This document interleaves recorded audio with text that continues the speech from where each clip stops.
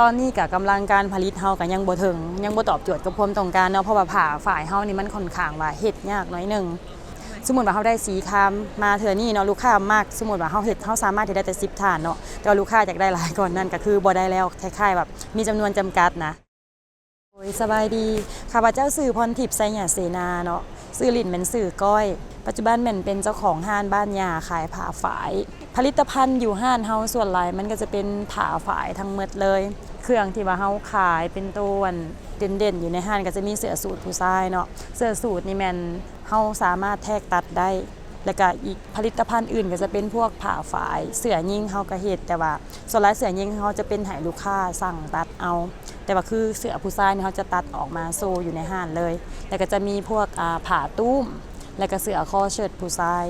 และนอกจากนั้นก็ยังมีสูตรผู้หญิงเพ็บตามแบบตามยุคสมัยนะแล้วแต่ว่าลูกค้ามักแบบใดเฮาก็สามารถเฮ็ดให้ได้หมดทุกแบบเลยโ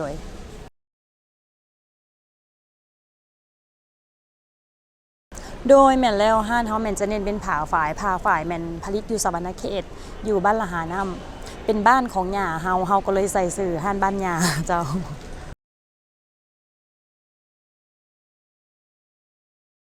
ขั้นสิว่าแล้วทั้งเสือเซิร์ชเสือสูตรมันก็แบบขายได้เรื่อยๆเนาะเพราะว่าการนำเฮาแล้วก็ลูกค้าทั่วไปบ่ว่าจะเป็นทั้งภายในและต่างประเทศเพิ่นก็ใส่คือกันแต่ว่าตอนนี้ก็กำลังการผลิตเฮาก็ยังบ่ถึงยังบ่ตอบโจทย์กับความต้องการเนาะเพราะว่าผ้าฝ่ายเฮานี่มันค่อนข้างว่าเฮ็ดยากน้อยนึงถ้าว่ามันถึกฤดูกาลที่ว่ามันย่อมผ้ายากมันก็บ่สามารถตอบสนองความต้องการของลูกค้าได้คือช่วงนี้นะเฮาขายเครื่องมาแล้วก็ลูกค้ายอดสั่งเข้ามาหลายเฮาก็บ่สามารถผลิตได้ตามความต้องการของลูกค้าก็เร่งกำลังผลิตอยู่เนาะมันก็สิมีแบบหลายแบบแต่ละเทื่อเฮาก็สิผลิตออกมาบ่ซ้ำกันแต่ว่าช่วงนี้ก็ยังแบบขาดแบบแรงงานที่ว่าผลิตผ้าให้อยู่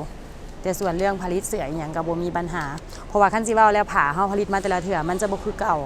สมมุติว่าเฮาได้สีคามมาเทื่อนี้เนาะลูกค้ามากสมมุติว่าเฮาสามารถเฮ็ดได้แต่10ฐานเนาะแต่ว่าลูกค้าอยากได้หลายก่อนนั้นก็คือบ่ได้แล้วคันมาเทื่อหน้าก็จะแม่นสีอ่อนกว่าหรือเข้มกว่ามันจะบ่คือเก่าคือลูกค้าก็คล้ายๆแบบมีจำนวนจำกัดนะใส่มีแล้วก็ได้เท่าใดก็คือหมดเลยมาใหม่ก็ได้ตัวใหม่ไปเลยมันจะเป็นประมาณนี้โดย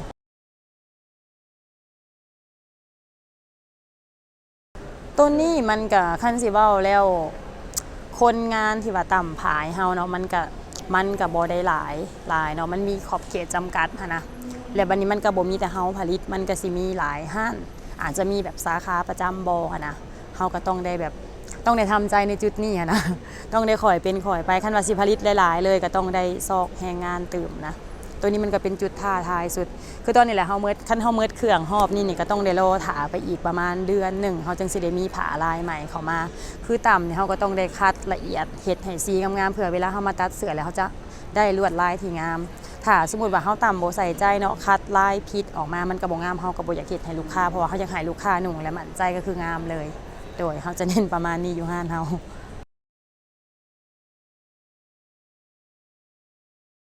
คือห้านเฮานะเฮาจะเฮ็ดเป็นราคาเดียวเลยเพื่อบ่ให้ยุ่งยากแล้วก็บ่ให้ลูกค้าสับสนเนาะก็คือเฮาจะสั่งตัดหรือเฮาตัดออกมาโซแล้วเฮาจะไล่เป็นราคาเดียวและระยะเวลาในการตัดก็ประมาณ7-14มื้ออันนี้เฮาเว้าเพื่อให้ลูกค้ารอท่าแบบถ้าสมมุติว่าเฮาได้ไว้ก่อนนั้นเฮาก็จะแจ้งลูกค้าก่อนส่วนบางทีลูกค้ามาแต่ต่างประเทศบอกเพิ่นมีเวลาแค่2มื้อเฮาก็พยายามเร่งของเพิ่นให้ก่อนก็คือได้เนาะเพราะว่าส่วนหลายคันลูกค้ามาแต่ต่างประเทศเนาะเฮาจะแบบเน้นถามเพิ่นก่อนว่าเพิ่นออกเดินทางมื้อใดเฮามารวมกับทีมงานเฮาก็อยากให้เพิ่นได้ใส่ผลิตภัณฑ์เฮาว่าสิจะเฮาก็จัดพิเศษให้เลยบางทีมื้อ1 2มื้อเฮ็ดให้แล้วเลยจบ